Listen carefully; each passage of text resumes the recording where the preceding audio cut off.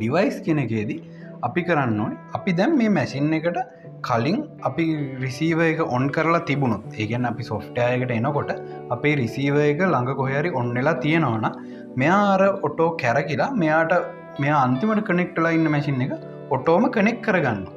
ඒ connect කරගත්ත නිසා තමයි මේක ඔටෝම මේ රන් වෙනවා වගේ පෙන්වන්නේ. මෙතන සැටලයිට් ගාන පෙන්වනවා, බැටරි කැපැසිටි එක පෙන්වනවා. ඒ හැමදේම පෙන්වන්නේ අපි මෙතන කනෙක්ට් වෙලා ඉන්න නිසා. හැබැයි අපි බැරි වෙලාවත් එහෙම කනෙක්ට් උනේ නැත්තම් එහෙම කනෙක්ට් වෙන්නේ නැත්තේ අපි ඉස්සල්ලාම software එකට ගිහිල්ලා පස්සේ මැෂින් එක ඔන් කරොත් එතකොට එයා මේ software එකට අඳුර ගන්න බැරි වෙනවනේ මේ වෙලාවේ කොයි මැෂින් එකක් ඔන් එකේ තියෙනවා කියලා. ඒක නිසා තමයි මෙයා එහෙම කනෙක්ට් වෙන්නේ නැත්තේ. එහෙම කනෙක්ට් වුනේ නැත්තම් අපි යන්න ඕනේ මෙතන ඩිවයිස් එකේ කමියුනිකේෂන් කියන එකට. කමියුනිකේෂන් කියන එකේ ඇඳලක් තියෙනවා මේ ඔයාලට පේන විදිහට මේ කමියුනිකේෂන් කියන එකේ මේ ෆෝන් එකයි රිසීවර් එකයි වගේ ඇඳලක් තියෙනවා අයිකන් එකේ. ඒකෙන් කරන්නේ අපි රිසීවර් එකයි කන්ට්‍රෝල් එකයි කනෙක්ට් කරගන්න එක.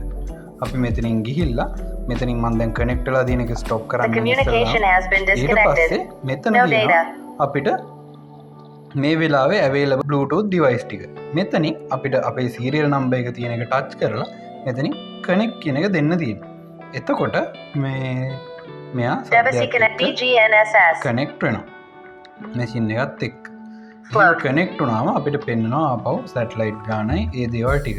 අපි කනෙක්ට් වෙලා හිටියේ නැත්තම් මෙතන ස්ටොප් කරොත් මෙතනින් අපිට මේ බැටරි කැපැසිටි එකත් සැටලයිට් ට්‍රැක් වෙන ඒවත් මොකුත් පෙන්වන්නේ නැහැ. අපි මෙතනින් කමියුනිකේෂන් ගිහලා මෙතනින් කනෙක්ට් කියන එක දුන්නට පස්සේ තමයි අපිට ඒ දේවල් මේ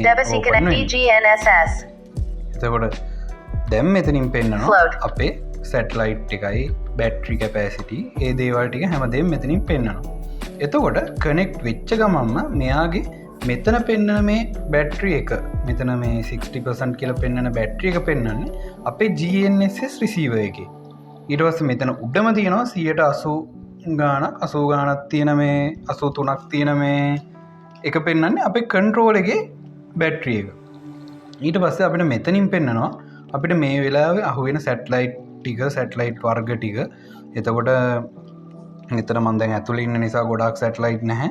මෙතන බීඩු ඊට පස්සේ GPS ඊට පස්සේ GLONASS ඒ දේවල් අපිට මෙතනින් බලා ගන්න පුළුවන්. ඊට පස්සේ මෙතන තියෙනවා සැටලයිට් ඉන්ෆෝමේෂන්. ඒ සැටලයිට් ඉන්ෆෝමේෂන් ටික මෙතනින් අපිට බලා ගන්න පුළුවන්. ඊට පස්සේ මෙතනින් තියෙනවා අපේ බේස් කෝඩිනේට් එක. ඒකත් අපිට මෙතනින් බලා ගන්න පුළුවන්.